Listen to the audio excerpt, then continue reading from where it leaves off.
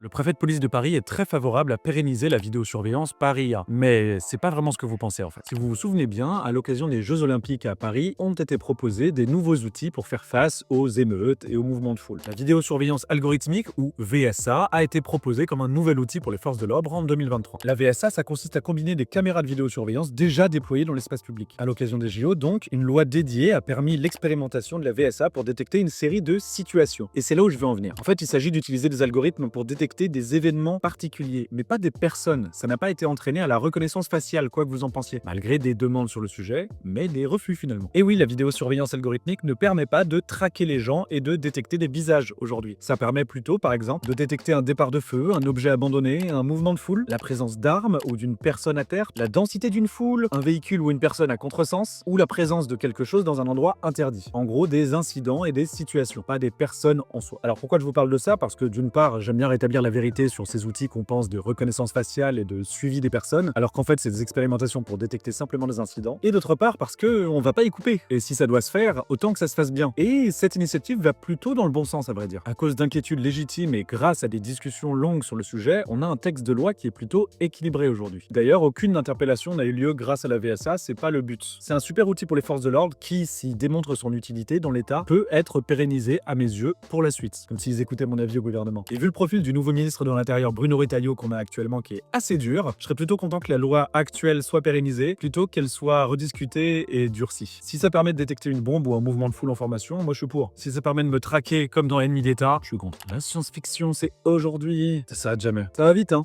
Donc si tu veux des astuces pour mieux comprendre l'époque, tout ça tu connais, tu me suis. Ça va être super, on a plein de choses à se dire.